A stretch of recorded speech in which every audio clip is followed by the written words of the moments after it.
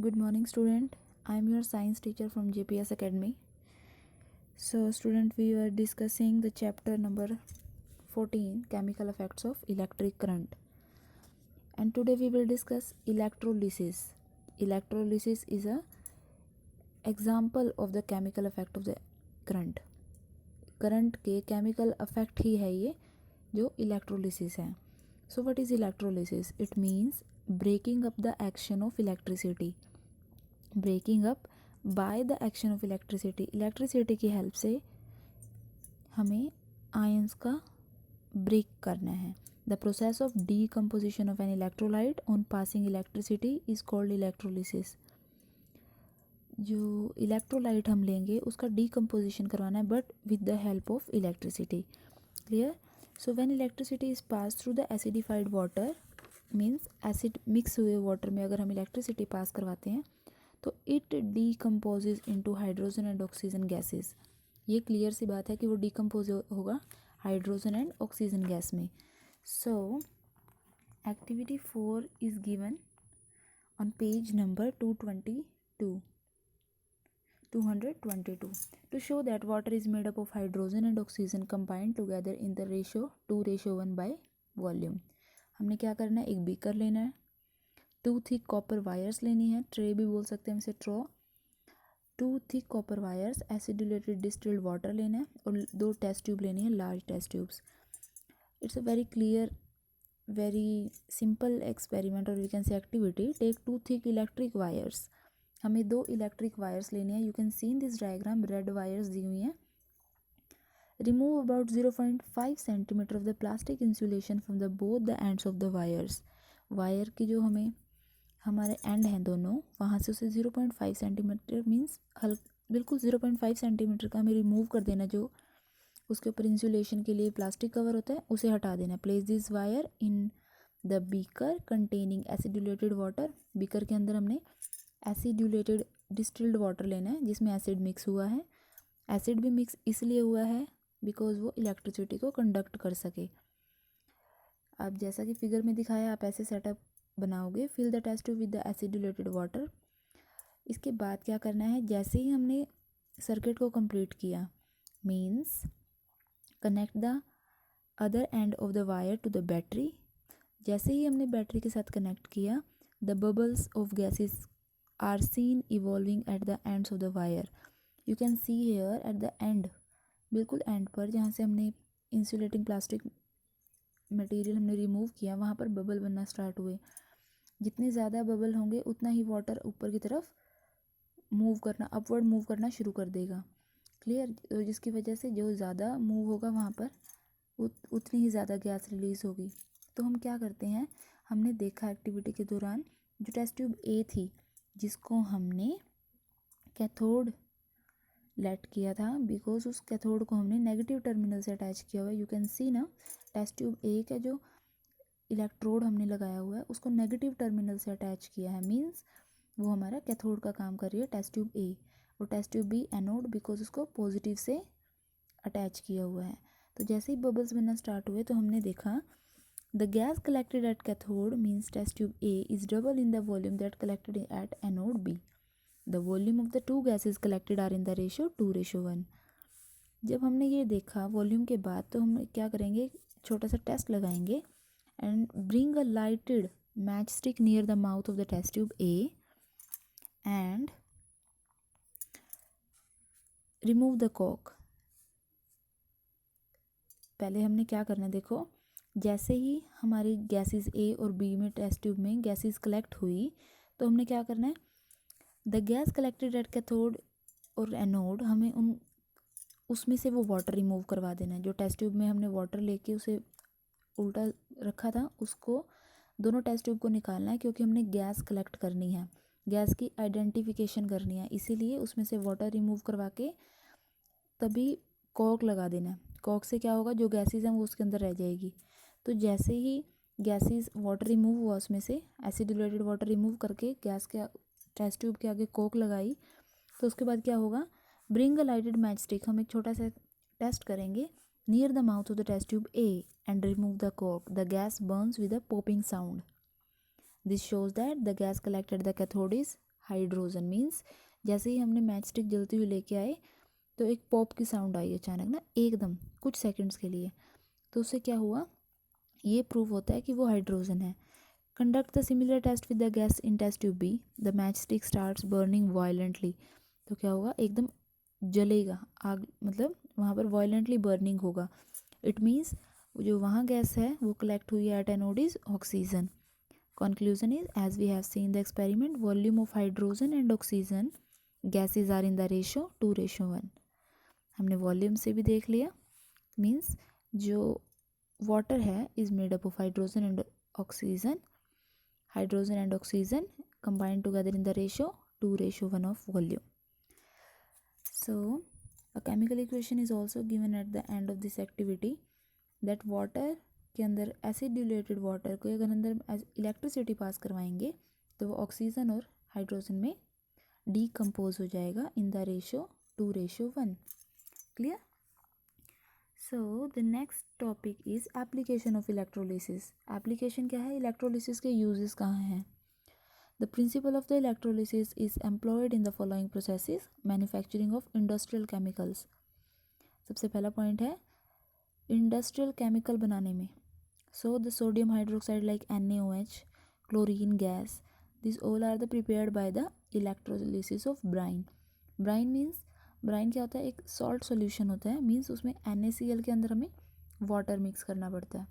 Clear, NaCl को हम water में mix करते हैं, very salty solution it is.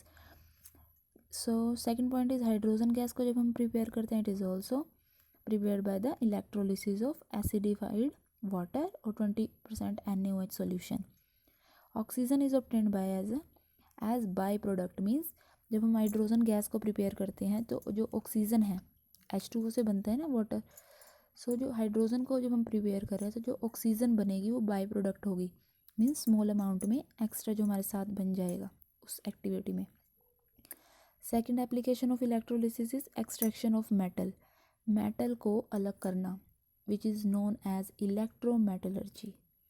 बहुत सारी मेटल्स हैं like sodium, potassium, calcium, magnesium, ये सब क्या है, इनको इलेक्ट्रोमेटलर्जी की प्रोसेस के द्वारा ही बनाया जा सकता है।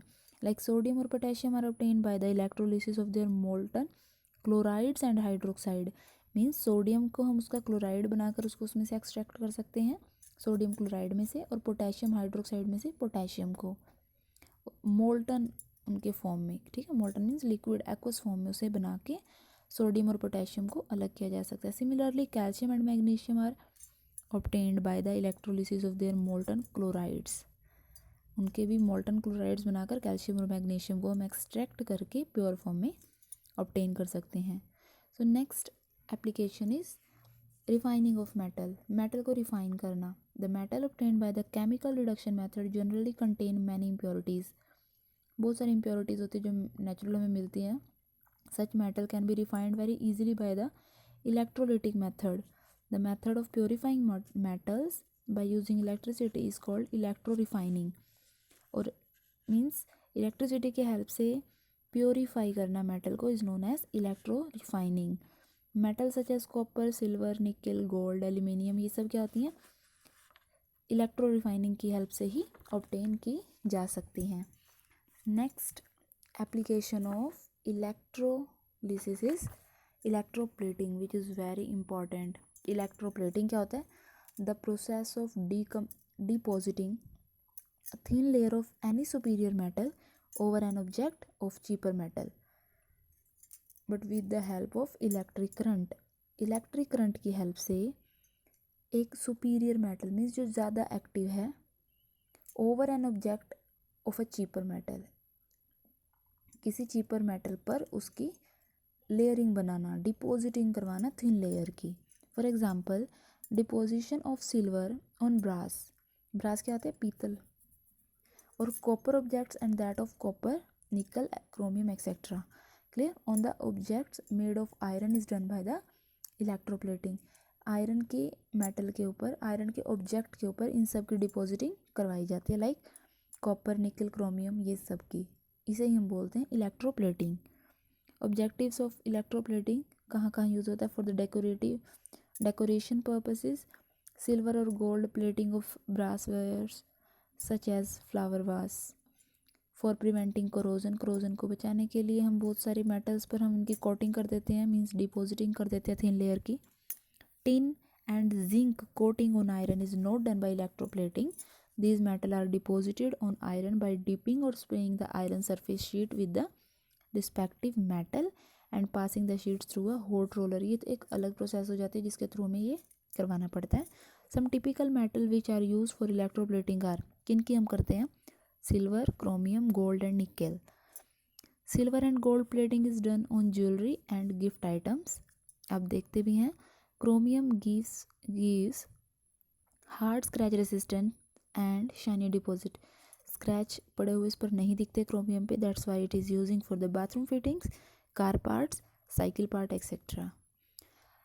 सो the next topic is process of electroplating. It is very important, most important, the main topic of this chapter, electroplating.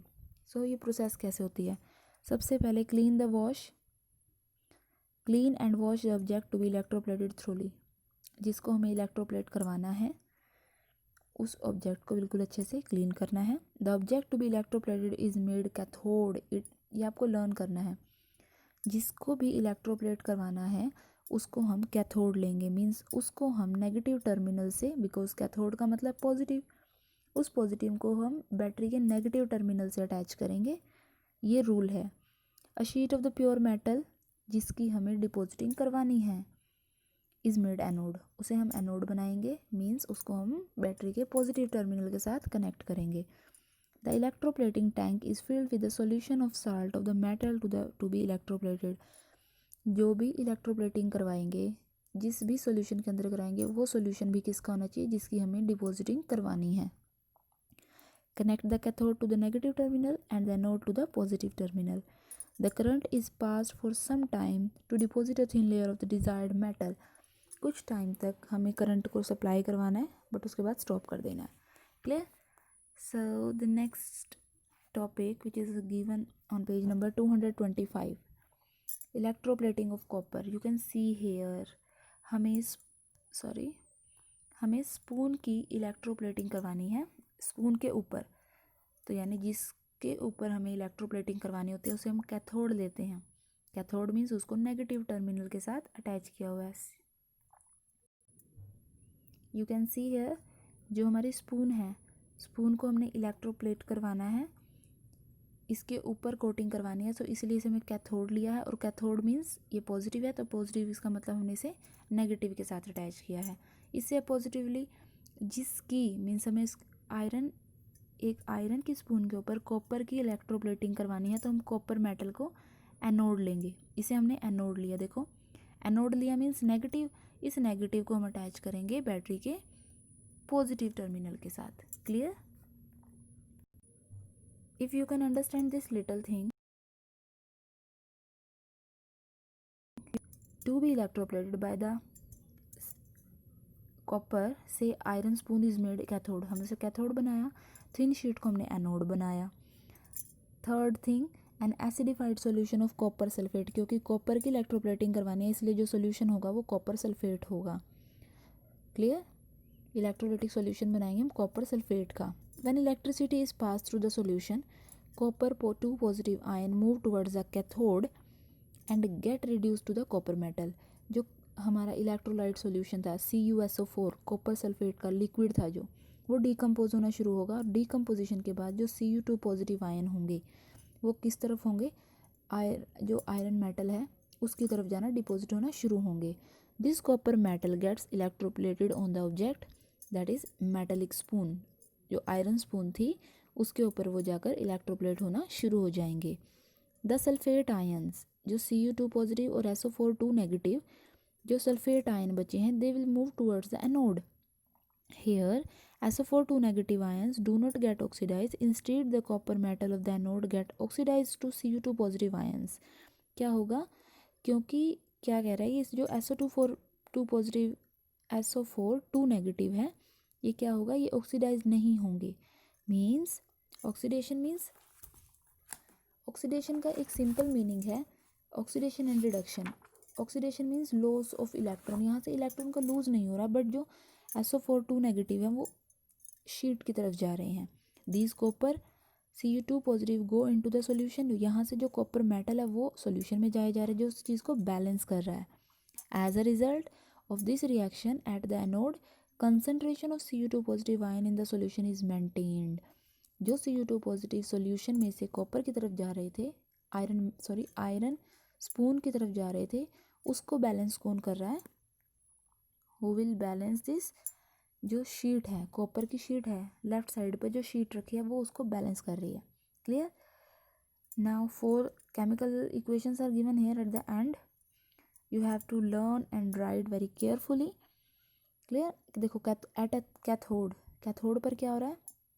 Copper 2 ion solution से आ रहे हैं, मीन्स 2 इलेक्ट्रॉन उस पर डिपॉजिट हो रहे हैं और हमारे पास कॉपर मेटल बन रही है।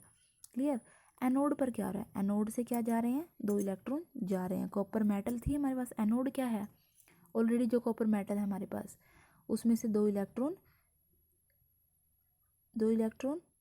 वो दे रहा है ना। सो कॉपर आयन प्लस 2 इलेक्ट्रॉन्स वो रिलीज कर रहा है 2 electron. Clear?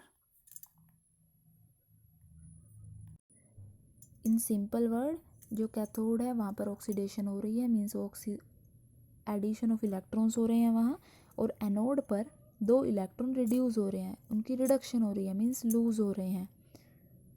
Sorry at anode copper metal पर जो इलेक्ट्रॉन्स हैं वो गेन हो रहे हैं, तभी तो वो कॉपर जो हमारी शीट है वो उस चीज़ को बैलेंस कर रही है बार बार।